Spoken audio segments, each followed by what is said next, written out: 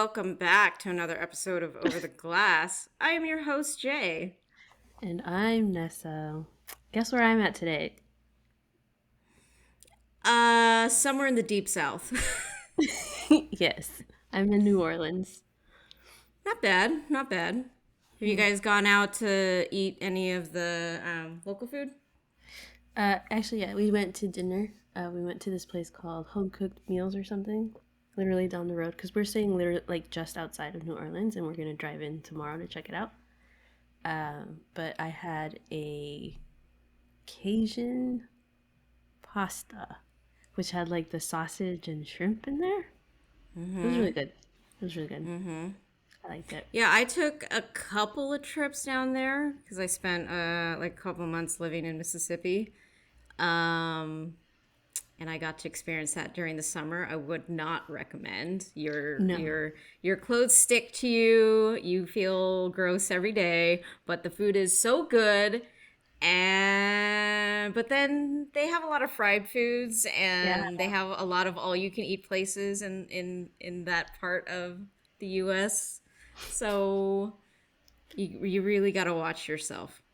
Yeah, I know. Yeah. Well, we're only staying for a day, so it shouldn't be too bad. As we probably mentioned in the past, Over the Glass has joined Hockey of Tomorrow. We have launched, and I don't know, it's kind of exciting. And it's just like a lot of really exciting content, like the vibe, the colors, the overall feeling of it. I think it's just really exciting and kind of showcases everything that we're excited to be a part of. And in the coming weeks and months, we're going to have other folks who are contributors on the platform come on to the podcast and talk about, who they are, and we're just going to have fun talking about hockey.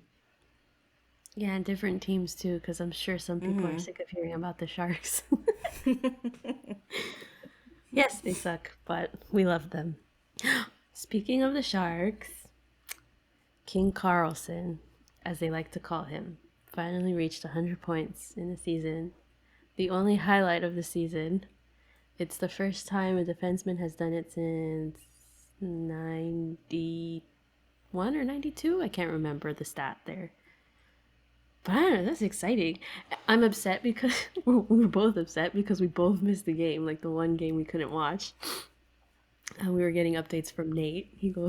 He's like all excited, telling us, like texting us the results and stuff. And I'm like, man, I was on the road. I didn't have internet. I couldn't watch any of the game because it's like all local, right? NBC Sports or whatever. But I'll watch highlights at some point. Yeah, I feel like he needs to get the Norris now. He's having such an amazing season that with everything going on with the team right now, like it would be such a highlight. I mean, I know he's already got what two, but like, come on, he's been having an amazing season. It's the season that the Sharks fans have been waiting to see, and I just think that that would be a great way to kind of instill some hope for the upcoming season, hopefully the future of the franchise.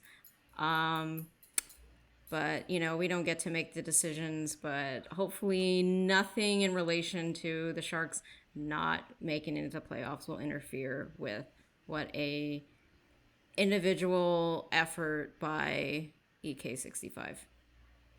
Yeah. This is like the season has been so rough as a Sharks fan, right? We get we're not winning any games. Then when we're like finally like accepting the fact that we're sucking, we're like, okay, tank for Bedard, we have to root for something, otherwise what's the point of rooting for this team at this point? And then they're getting to the bottom closer and closer. They literally like had a sample of being last place in the league for like 2 days. And then all of a sudden they go on a 3 game win streak. And now we're in fourth place and it's so frustrating. Like I don't I the only thing I can hope for at this point is hope that the ping pong balls fall in our favor. I don't know. I think Bedard's overrated. I'm here for Fantelli. Give me Fantelli. Well, that's what I'm saying. Like, I don't mind not getting Bedard. I want a top three pick. I want the Sharks to get a top three pick. I guess we'll see in the coming weeks. So Pavelski reached another milestone. He got his 1,000th point this past game, and if you haven't seen that clip of him coming into the locker room, it was just pure joy. I loved how Robertson was in more towards the locker room, but I think he had like two water bottles and was just like really going at it. And you could just tell from Pavelski's expression how when he walked into the locker room, he was anticipating it, and he was just having like a really great night. And I think the Stars won too, so that's good to see. Yeah, but I think the best way for him to get that point was that he got it in signature fashion, right? He got it with the tip into the goal. So good. I miss him on the Sharks. Well, I'm really glad that the Stars finally realized to put him out in front of the net instead of like the first season they had him. They were trying to put him at the point, and I'm just like, bro, what are you doing? Like, just look at all the seasons he was with the Sharks. Like, where did we put him all these years? He's not one of the faster skaters. He's just got a very high hockey IQ. He's just, has that unique skill.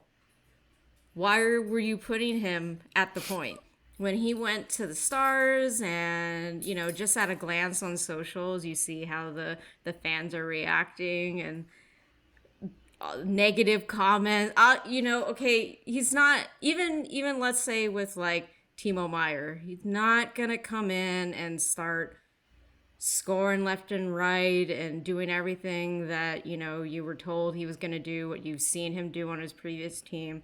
And I get it, you're anticipating this player, you've heard all about him, you want to instantly see that payoff, right? But it took him a little bit to get going, on top of the fact that they weren't using him properly. And you could see some of the fans' reactions of like, oh, this guy, blah, blah, blah. And I'm just like, you shut your face. You shut up, It's okay? not his fault. You shut up. But, now he's like kicking ass with Rupe Hintz and freaking Jason Robertson, who needs way more airtime at the NHL's, poster boy level. Like, get it together, Yeah, because okay? he reached 100 points too a few days ago.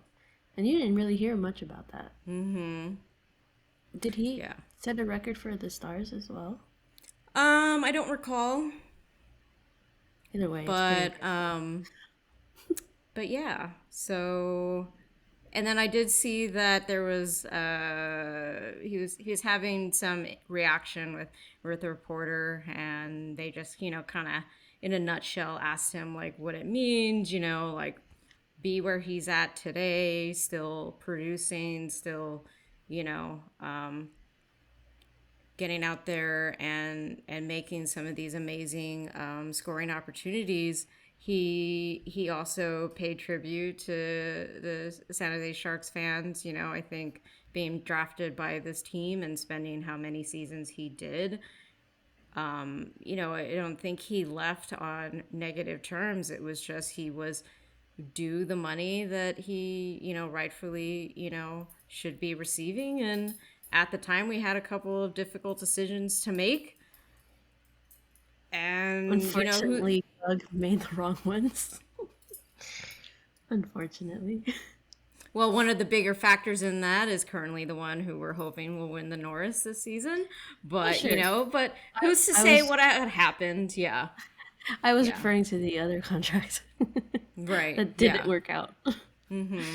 So I don't think there were any ill feelings. It was just at the end of the day, like this sport at the professional level is a business, and they couldn't come to an agreement, and that's kind of about all that we know. Yeah. I remember the playoffs before he became a free agent, and everyone knew like you remember he got injured, right? First round, the whole game 7 thing with Vegas. And then he wasn't able to play the whole second round, I believe, and then he came back. the third round, because I was against the. What was the second round? I think it was like the last game of the second round against the Avs, right? I remember him coming out like in his suit just to like Mm-hmm. wave at fans during one of the games, and all of the fans were just like cheering like really loudly for him because I think everyone knew like if he doesn't come back to play in the playoffs, we just witnessed watching him play the last time in the Sharks jersey. But Yep. he was very much loved by the fans. But it's good to see him thriving in Dallas. Like he looks genuinely happy. So, how do we feel about Luke Hughes making his NHL debut on a Tuesday? I haven't watched any of that game, but um, somewhere Quinn Hughes is Being a sad boy. Squidward staring out from that tunnel as everybody else is having fun. Yeah. Well, it's cute because it looks like Jack is like really happy and proud to be playing with his brother. But then, like all the pictures I see of them together, it's like Jack is like all happy and stuff, and then Luke is just like very serious. Like there's no expression on his face at all. It's like you're about to make your NHL debut and you don't want to show any emotions. You're gonna play with your brother. Like I don't know. It's silly. And just thinking about the future of the Devils, I'm just incredibly jealous. And maybe in a couple of years, hopefully sooner rather than later, we'll see that for the Sharks. Yeah, and it's also like as a Sharks fan, Timo went to that team, right? And you're just Hmm. excited to see him playing with a team who will be playing in the playoffs. Cause like he's a good ass player, like he deserves to be playing in the playoffs. He looks like he's having a lot of fun. I caught a couple of videos with him and Nico Heischer. I feel like the transition wasn't as bad Right. as it would have been for another team that he could have possibly landed on. Yeah, cause he already had friends there, so it's good Hmm. for him. Happy for him too. Sad for us. Happy for them. It seems like the Jersey fans are enjoying him on the team though, for the most part. So, on the topic of New Jersey, I guess we should talk a little bit about their fan appreciation jersey. Yes, tell me all about it, cause I didn't really see him. So I just caught a glance of it, and offhand, I didn't realize it was their fan appreciation night, but they released some information. This jersey was designed by Frank, and I apologize for completely butchering your last name, Grotkopf, Grotkopf. This is designed for the fans by a fan. He created this unique design to pay homage to New Jersey and all the devil history and tradition spanning 40 years.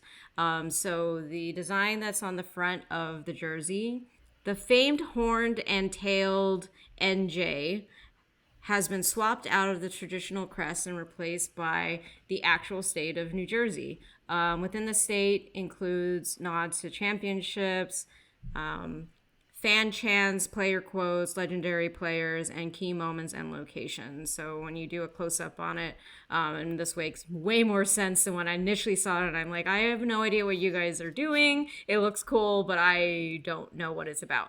Obviously, little things like one of the things that stuck out to me was says Marty's better, and that's in reference to Martin Brodeur, and then just like a number of different as I mentioned, nods to the fan base and things that are unique to New Jersey. And then on the shoulder patches is bringing home all the history of the 4 decades. Is the 40th anniversary patch that has been worn all season. The other shoulder depicts the two locations we've called home, the Prudential Center and the Meadowlands. That's cute. I like that. Yeah, Um, it's a very cute jersey. and it was red. Yes. So Okay. it's got red, black, and then like the crest behind the New Jersey state outline. It's got gray imprint pattern of the classic New Jersey Devils crest, and on a white backdrop. Okay. Yeah. That sounds nice. On the topic of New Jersey, we're gonna go back to talking about Jack Hughes because apparently he also broke a record. It says he sets the New Jersey record in points for a single season with 97 points. The last person to set that record was Patrick Elias back in 2001, April 6, 2001. Fun fact. This is Elias set the record on April 6, 2001. Jack Hughes was born 26 days later. This is a tweet from Amanda Stein. Fun fact. That makes me think of the. Have you seen that? I think it was on the NHL's official social page on Instagram, but they were having a couple of players guess what the item was, and the item was a VHS tape. No, I haven't seen that. No. Yeah. Some of these guys were born in like the late 90s, or I think there was one that said they were born in 2001. And eventually one guy got it off the tip of their tongue because he remembered watching like some really old movie, and he's like, no, I've seen it on one of these things. And I'm just like, you're killing me, bro. Like, like come on. Yeah. Well, you know what's funny is that these kids don't know what a floppy disk is anymore, but it's still the icon for when you save like a document. But like they just think, oh yeah, that's the save icon. We finally did an office clean out at my work, and we still had like old floppy disks. I mean, we don't even have those things on the computers anymore, but we still had stuff we needed to clear out. And I have some coworkers who just graduated from college, and I definitely let it slip out during a conversation, where eventually they asked me, "Wait, what year did you graduate?" And I'm just like, "Yeah, mm-hmm. I'm not in your age range." I like being mistaken for being younger than I actually am. I'm like, thank you. Some interesting news, but maybe not so interesting if you've been following his his career unintentionally. Tony DeAngelo has Oh, been a healthy scratch for a third straight game. So I just come across this through some tweets earlier in the week, and I'm not gonna say that I am the biggest fan of John Tortorella, but I mean, the moment that the Flyers got Tortorella and they signed D'Angelo, and I'm just like, this is a very interesting team. I'm sure they'll get along great.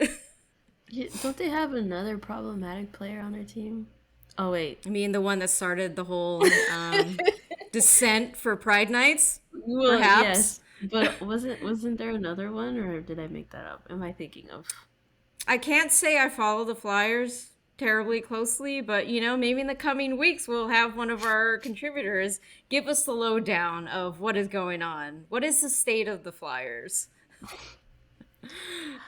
So Tortorella is basically not talking about it.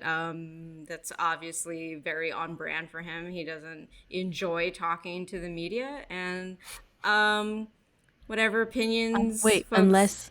unless he's defending a homophobe. Yes, unless he actually has something to say, he will not shut up.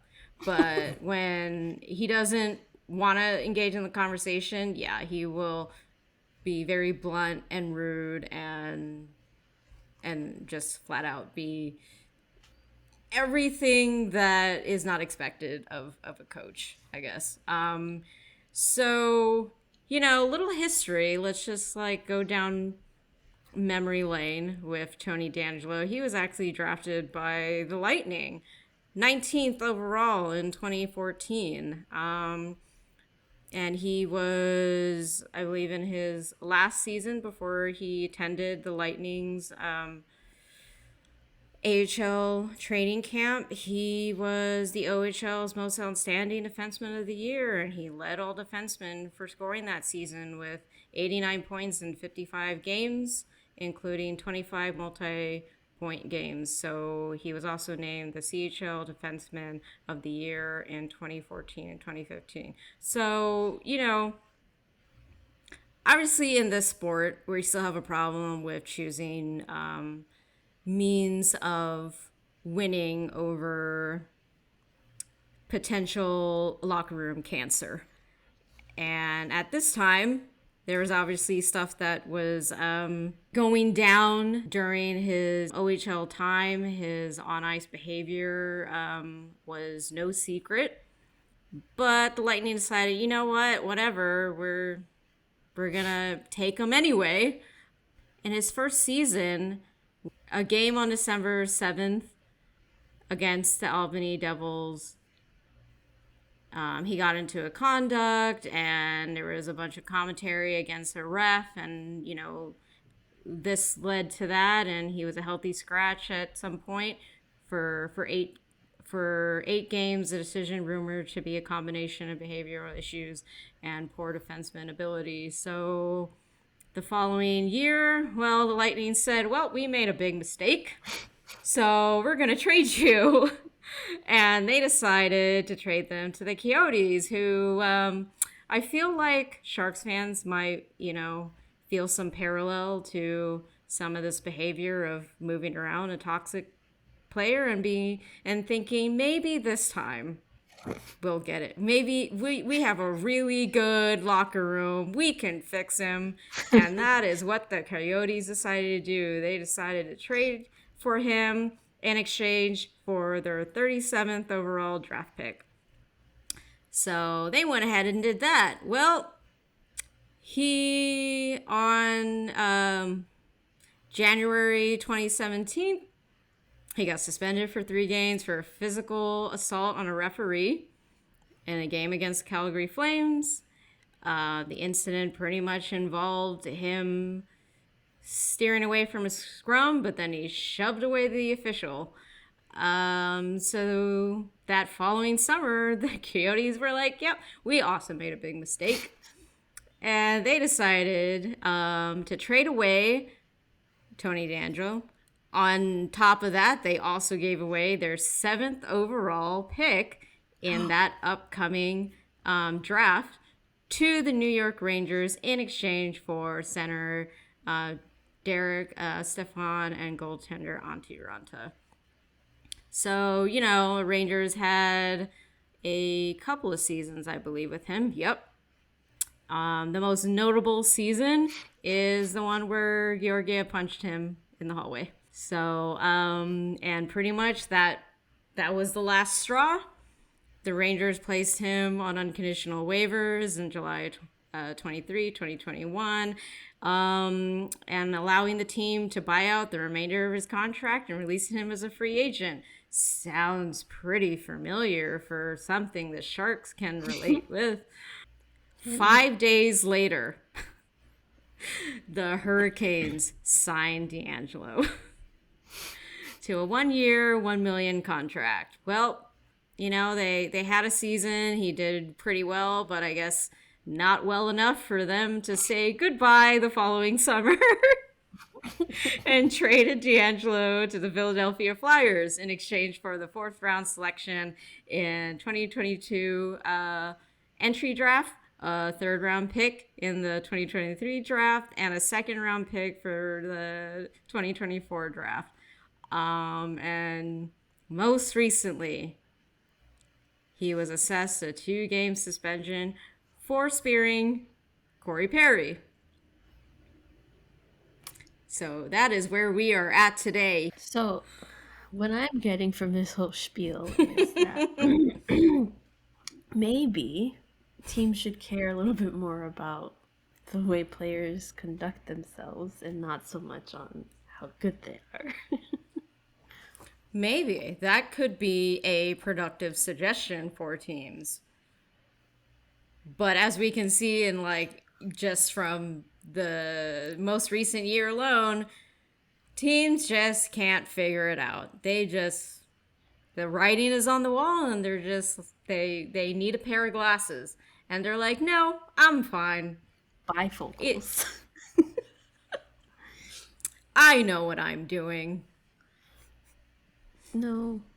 Sometimes things matter more than others, and these guys only think about winning and money, and it's, I don't know, man. He's signed for 2 years, a $10 million contract. Wow. They 10? gave him $5 million this year. He played for $1 million last year with the Canes. Yeah. I don't know how, Unreal. I don't like that. We really need Ariel to tell us what is going on with the Flyers. That And is a Kevin LeBanc contract. No, it's just at least he's not destroying the locker room. At least. we don't know LeBanc. that. Oh, LeBanc? that's true. Yeah, no, LeBanc's not doing much of anything. So, I guess that's the lesser of two evils. But yeah, so I I don't know where you go from there because I don't see Tortorella leaving anytime soon. And for whatever reason, not that I care, he's not playing a defenseman that you're paying $5 million this season. Not that they're, trying to make a cup run or anything like that, but I find it a little curious. Is it for his behavioral issues, or is it because he's not playing to Tortorella's system? So, one of the things that I did read about from the little that Turner is talking about, um, yeah, the big question is it his on ice performance? But it doesn't seem to be the case. Like the Flyers only had six available defensemen for their game this past Tuesday, and one of them was believed to be sick and unavailable. But even still, he decided to put 13 forwards in the lineup and only five defensemen. You have an available Tony DeAngelo, as far as we can tell, is healthy to play, but he decided, no, I'm good. I don't want to play him. And when asked, have you talked to him? He's like, no. They were So, they were I made mean, the for each Flyers. other. I mean, the Flyers are in a rebuild, so it's not like they exactly need him to be playing, but that he does have that 1 year left on a contract, and um, having no idea where they are in terms of how they want to rebuild their team, how much money they have, on their salary cap. Like, that's a fairly decent size chunk of money to have Sitting sitting pretty, sitting not so pretty in in the your press press box. box. Yeah, with another year to go, and you're gonna have the same freaking coach. Like, it does not sound like a good deal. But I just find it really curious. Food for thought. And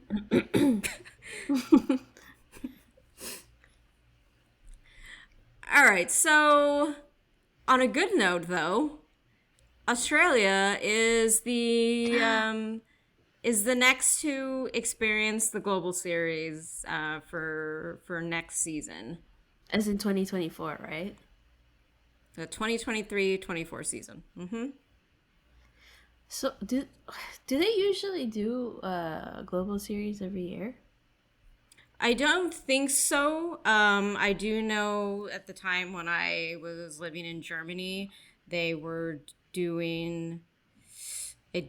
Don't recall if it was called by the same, the way that they have like their stadium series and then their outdoor whatever thing. I don't remember if it was the same thing.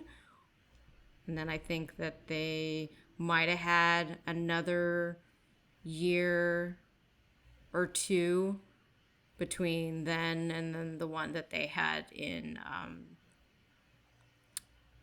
Prague this past preseason But regular they also season had games. one in Finland or something this year too, right? With the abs.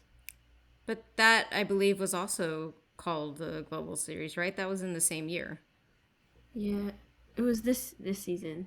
It happened after the Sharks and But I don't recall what was the last one prior to that where they held it. oh Yes.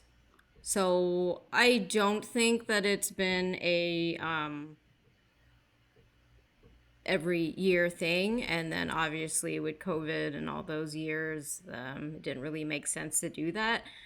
But I think they are probably have the means to start doing it again. So it's cool to see hockey making its way at the highest level to Australia. I know we've got a number of folks that we've been following along the way that are based in Australia, huge fans not only for their local teams, but for a couple of teams out in the NHL realm. And yeah. I Shout out think that to the Pride and Podcast. the dedication involved to keep up with a team that has a very not so ideal time difference. Right. I don't know how he they any of them catch games. Like even with Elena over in Germany, like I don't understand how you do it. That's like I need my sleep. Yeah, like when I was out there, the only games that I was really catching was if it was on a weekend. And I would get up and I would watch I think the start time was like at 4 a.m. And I would do a Zoom call with two of my hockey besties. So I'd have one monitor with them on it, and then I'd have the game playing, and we'd do the same for where we were watching, and then we would sync the game so Oh, we could watch it in real time, and so we wouldn't spoil each other. So yeah. but as far as like doing that, like, I mean, I was only out there for like a couple of years, but if that's just how you're gonna have to do it for, your everyday ability to watch the game, I think it's the dedication is very admirable. Yeah, for sure. Like I don't even know what the time difference is from here in Australia or I think whatever it's something teams they like follow. 15 hours or something. That's yeah. Yeah. Yeah. No thanks. So you're definitely like watching it during the day, like lunchtime Well, I or guess something it like would be that. like more. Yeah, so I guess it is doable if the games start at like 7 and it's like maybe like 10 in the morning or something. I think for me, I would definitely have to be surrounded by a lot of other hockey fans because, like, as I've mentioned in the past, when I first got into hockey, like, hockey was not as booming in this area as it is now with how the Sharks have been here for what, since the early 90s.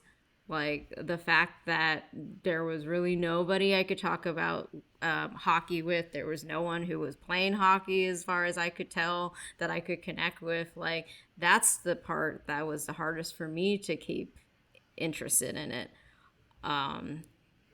Because, I just wanted to be able to talk about something with someone else and have fun with other people. And no one was doing it with hockey. So, Yeah. um, Out in Australia, well, I don't know specifically like which cities, but it seems like they have a decent following for hockey growing over there.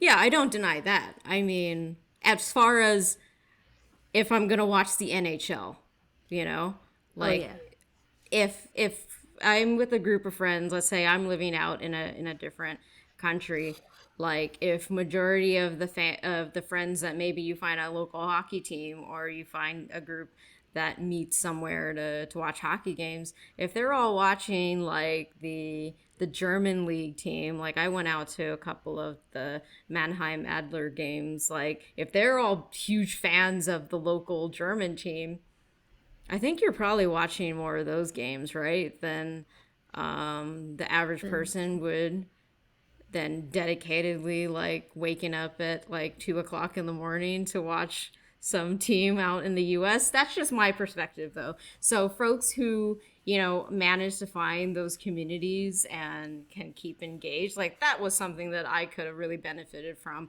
when I first got interested in the sport. And I just couldn't find that. So from my perspective, that's something that I would really need to stay interested to watch a team that's like 15-hour difference from Yeah. from where I am. Yeah. So excited for the Australian fans to experience this the same way like the German fans and the Finnish fans did this past season. Well, what would be nice is if they went to like, I don't know, Mexico, South America, get the sport to grow for real, for real. Weren't they talking about that though, or am I mixing that up with maybe like the next FIFA? I don't know. I didn't hear about it. Okay, but I have no idea how these things are planned out. I'd imagine, yeah, there's probably interest down in Mexico. Wasn't there a Mexican team that's currently playing in the Women's Worlds? Yeah. They won. Yeah. I didn't read the article, but they won a medal. I don't know which color. But I think Nate said that they were hosting as well. So I mean that's cool. Yeah. So So there's why not interest there, and obviously there's folks who are playing, and take the next step? whatever the case may be, I can't imagine there's any higher ups at the NHL level listening to this podcast, but just a thought. I mean, it's right there. I don't know. All right. We'll So, have to any make some closing calls. thoughts? I said we'll have to make some calls.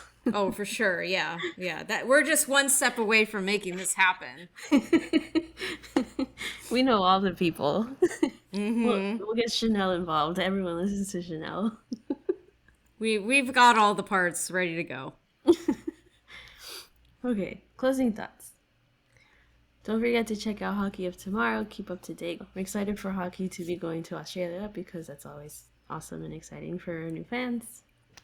The NHL players in this league, like in this era, are insane because how many people have reached 100 points this season and counting. Like, how many games are left in the season? Like three or four or something. I don't know. Well, at the And that time wouldn't of be this surprising. podcast episode being dropped, there will be none. The season will have been Oh, over, and we'll be in the playoffs. right. So, but by the time this drops, maybe some more players will hit that mark. It's just insane. That's my closing thoughts. What you got? Yeah, check out Hockey tomorrow because at the time of this episode being dropped, we will have launched. Our schedule is all over the place because Nessa is all over the place currently in this country. Yes, I am all over the country somehow. I'll be in Florida in a few days, and then by the time this episode drops, I think I'll be headed up to either North Carolina or Baltimore. It's gonna be exhausting, but fun. We're having fun.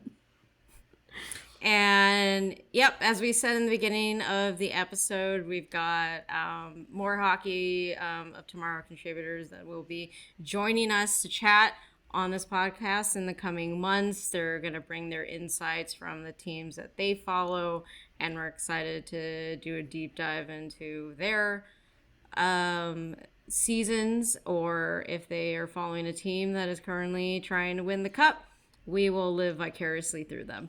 Always. So look forward to that stuff. And as always, I am your host, Jay. And I'm Nessa. Thanks for And watching. we'll catch you Thanks on the listening. next one.